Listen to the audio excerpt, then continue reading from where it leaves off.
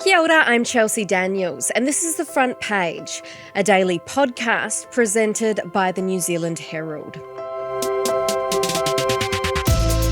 This week we'll see mass walkouts across the country as 100,000 teachers and medical staff go on strike. This Thursday, October 23rd, 11,500 allied health workers will walk off the job, as well as 3,500 mental health and public health nurses and mental health assistants, more than 36,000 nurses, midwives, healthcare assistants, and 400 nurses and healthcare assistants working for corrections. On top of all of this, in a historic first, primary school teachers, primary principals, school support staff and Ministry of Education specialist staff, as well as secondary and area school teachers will all strike together. Today on The Front Page, PPTA President Chris Abercrombie is with us to take us through what needs to change in our education sector. So, Chris, this is a huge display. You've got primary and secondary schools teachers and assistants all striking across the country. What has led to this?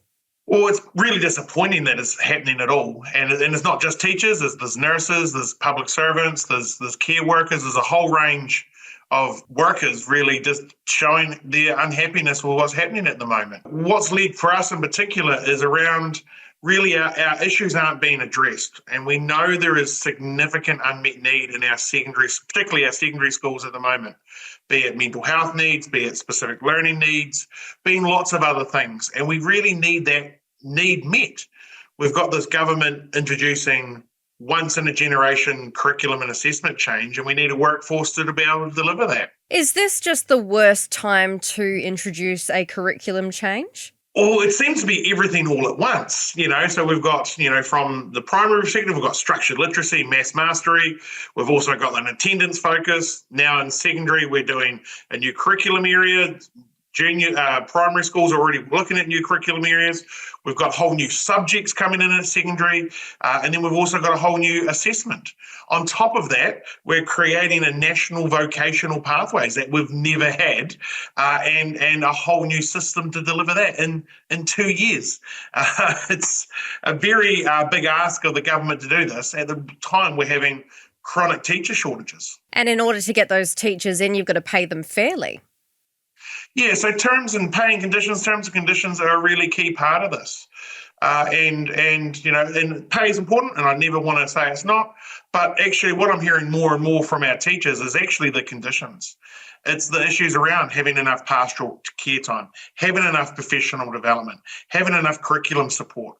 That's the things that they're talking to me about when I visit schools, and I visit schools all the time. I was in Northland this week visiting secondary schools there, and that's what they're telling me. What about people who say, you get all these school holidays though? Oh, look, it would be amazing if we did. And this is one of the funny things about it. Often the people that tell us how great our job is and how easy it is will also be the same ones that will say, I could never do that though. So, look, teaching's an amazing profession, and there's this weird mix of flexible and inflexible time. And term breaks are often that flexible time where teachers, I attended several conferences these holidays, subject associations. Our conference was these holidays, and I know every school holidays is a number of conferences. Teachers will refuse to teach certain class levels from year 7 to 13 on certain days. How disruptive is this for the kids? Well, unfortunately, it does create disruption. It is less disruptive than a full strike, and that's the reason that teachers have chosen to do this, because the vast majority of students are still at school, and it creates less time out of class. So most students will, from this week and next week, will most likely be around 2 hours of teaching time missed for each subject. So it's an attempt to lessen that disruption, because we understand it's an important time. Teachers have been working hard with their students all year to get them up to that point. So it is disruptive, and it's disappointing that it is, but unfortunately that's what we have to do.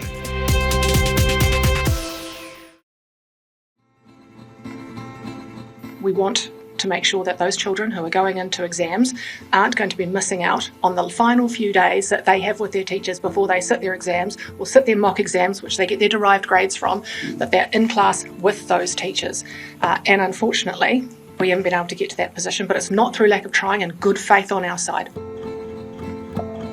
So this is all happening in the lead up to and during NCEA exams. I saw Erica Stanford actually tell Morning Report the kids need their teacher in front of them for that very last minute revision. So how do you respond to public and parents' concerns about this disruption to students' learning during this formative time? Well, again, I think teachers have worked really hard with the students the whole year to prepare them for this. Teachers will be available outside of the industrial time to support students. And the sort of the claim that it's going to disrupt exams is just not true. Teachers aren't allowed anywhere near the exams, quite rightly. You can't be supervising your own students in the NCEA exam. We're not even allowed in the room while the exams are taking place. So that's a bit of a red herring. Teachers, as I say, have been working really hard to support their students, and they will be available outside of the industrial time to, again, support them and to help them achieve at the best level they can. How many more kids these days do require that extra support? Can you give me an example? Well, actually, there's a really good example in a recent, there's a survey called Tell Us, and it's an international survey. New Zealand teachers, so a quarter of New Zealand teachers report that at least 10% of students at their school need some sort of support. And so some of the highest in the world in that. So our teachers are saying, hey, we need support. Our students need more support. And that's for lots of reasons. We're understanding things are much better. We understand the brain much better, how it works. We're recognizing things that maybe when I was at school a long time ago now, we didn't really recognize. I think about my mother. My mother's dyslexic, but when she went to school, she was just dumb because that's what they thought back then.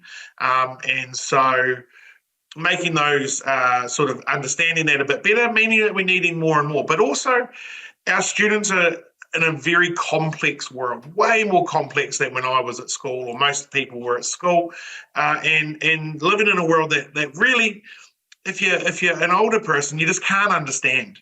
And so if you're not dealing with teenagers every single day, you just can't really understand the world they're living in.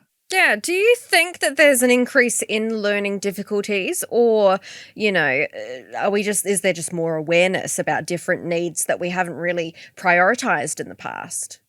I think it's definitely more awareness of different needs that, again, that we hadn't prioritised in the past or we never recognised in the past. And also we know there's an increase in sort of anxiety issues, mental health issues, and we need to be able to support those students in the school so we can get on with the teaching and learning. That's the really key part to this, is that we need the support so that can be dealt with so the teachers can get on with the teaching and learning. Yeah, I guess when someone starts a sentence with, well, back in my day, you must roll your eyes. You must get that all the time. Absolutely. And look, I grew up in a very small rural town. I had this 90 people in my hometown. I went to a 2-teacher, 3-teacher primary. I went to a very small rural secondary. And so my education was very sort of, I always thought, standard. And it's just so different to that nowadays. And I know people say, oh, it's all the same, but it's really not. It's such a complex, changing world. Now, one example I can give actually is around bullying, actually. Back when I was at school, and bullying happened, they didn't ring up the landline and go, hello, Mrs. Abercrombie, can I please bully your son? They didn't write you a letter. And now with the world it is and how connected we are, it's potentially 24/7 for these young people. And it's and I know it's easy for older people to say, oh, just turn off your phone or uninstall Instagram or whatever. But for these young people, that's their connection to the world and connection with their friends. And so it's really hard for us to sort of understand that world. Again, if you're not dealing with teenagers every day, it's really hard for you to understand. Well, that really leads me into my next question, because it was going to be, has technology improved teaching or added new pressures? But I suppose you're probably dodging AI left, right and centre as well. It's a bit of both. So I think the key thing is that teachers really see technology as a tool, as like you see anything in your toolkit. In certain situations, that tool is amazing and is going to really help that teaching and that learning to take place. And other times, it's actually going to hinder it. It's actually going to take away from it. And so that's one of the things around the professional development teachers want, is that actually we need to upskill ourselves before we can support the students. Because we often, and I really dislike this phrase, this students are digital natives and digital, and I don't really like that, because it's just as complex for them as it is for anyone else. It's just they're more willing to give it a go. They're more willing to have a crack at it, and not worry about those things that sort of older people or people who are a bit more concerned about it will be. And I think some things have been really good, and I'll give props to the government for this about the cell phone ban. I know teachers were really worried about how that was actually going to work, but from all accounts I've heard, it's been really positive, and leading to some really positive outcomes. So we can make these changes. It's just making sure we've got the support to do it. How's morale amongst teachers at the moment? That's a tough question. So I visit schools quite often, and that's the best way to describe this. Because they love teaching. They love the role. They love being in the classroom. Often I get asked, I've been out of the classroom a couple of years to take on this president role, and they're like, do you miss teaching? Oh, absolutely. I miss being in the classroom. I miss the teaching. But a lot of the stuff outside of it, that's where the issues come in, sort of the significant government change. And I mentioned the TELUS report. New Zealand teachers are some of the most stressed in the world. We're the third most stressed, according to the survey. And most of that is driven by the constant change put forward by the government. And so that's putting a lot of pressure on schools, on principals, on learning support, on all aspects of the sector. It's putting a lot of pressure on it. If we put pay and benefits to the side just for a second, what realistically, can you give me any numbers? We need this many teacher support aides. We need this many new classrooms. We need this many new people. So we know, for instance, from the government, the ministry stats, we're 550 secondary teachers short this year, and we're 500 short for next year. So those are the numbers we're talking about. But when we survey principals, it's actually a bit higher. It's closer to the 1,000 mark. Because what schools are doing is they're using people to sort of cover positions. So I'm a history teacher. I might be teaching physics. Now, I'll give it a good crack, but those students aren't going to get the best deal out of me as a physics teacher. And so we think the number's more around about 1,000 short. But also we know we've got an aging workforce. And so in the next 5 to 10 years, that number is going to significantly increase. And we also know we need significant investment into professional development to support these changes coming through. So in the last budget, the government took $60 million out of secondary and put that into some primary initiatives. So we're already down that significant resource in secondary. And so we really need to at least focus on getting that back up and the future budgets going forward. Yeah, I had a similar conversation with nurses, and they say, look, it's better doing locum work and casual work. Is it the same for teachers? Is relief work actually pay better? So on a per day rate, yes, it does. You don't get the holiday pay the same. It gets included in your pay slip, but in your day pay.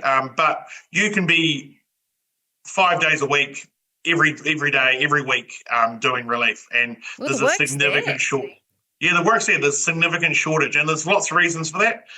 One of the big ones is actually schools are bringing people back into the workforce, in the full-time workforce, so they're using their relievers as full-time permanent teachers. We're using a lot of retired teachers. I visited one of my old schools last year, and was still one of my teachers there. She said, I have retired, Chris, but I have to come back in because the school needed me. And so that's a really common thing. It's sort of becoming a bit of a joke called the old teacher retirement. I know a few teachers who have retired 4 times now, but they keep coming back in because the school needs them.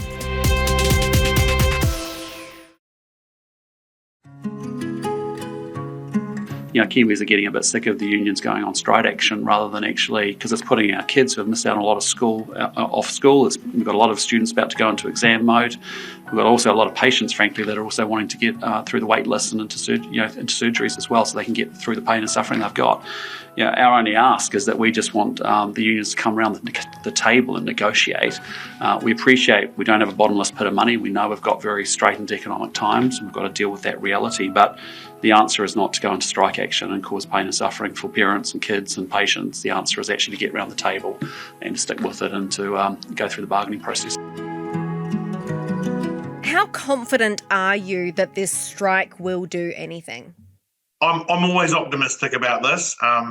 We know from previous experience, we know from lots of other conversations we've had that these do shift the needle, because it shows the government how willing we are, how important this is, that we'll forego pay, that we'll take these chances here to really push for an improvement in terms of conditions. And there's an old saying, teachers' working conditions are students' learning conditions. So if we've got a well-supported teacher workforce, then we're going to have a well-supported student body, our young people. And there's heaps of evidence of if you have a workforce that is dedicated and focused, you can get change. The increase in attendance, for instance, the changes in the structured literacy and numeracy, that was well supported, and we're seeing change in that. And so if you support the teachers, they'll do the mahi. And if you support the schools, they'll get the job done. But when we don't have the teacher expertise, we don't have the subject specialists, when we're not getting the learning support, when our guidance counsellors are under the pump supporting students with mental health issues because there's no care in the community for them, then it makes it hard to keep those successes going. Is the government willing, though? Oh, look, I think they are. They keep saying they want a world-class education system. Well, if you want a world-class education system, you have to pay for it. You can't have that on the cheap. And it's all about political decisions. That's as simple as that. The government just needs to make the decision to fund education, to fund teachers, to fund schools. And they'll say, oh, yes, we're doing this, we're building classrooms, and we're doing this, and we're doing that. But without the workforce to fill those classrooms, without the workforce to fill those teacher aid roles or those SENCO roles or those learning support roles, then there's no point in them. You need to make sure you've got your workforce there to implement your changes, the changes that you want, and then they'll be able to get the best outcomes for the young people. Thanks for joining us, Chris. No worries at all. Thanks for having me. That's it for this episode of The Front Page. You can read more about today's stories and extensive news coverage at nzherald.co.nz. The Front Page is produced by Jane Yee and Richard Martin, who is also our editor. I'm Chelsea Daniels. Subscribe to The Front Page on iHeartRadio or wherever you get your podcasts, and tune in tomorrow for another look behind the headlines.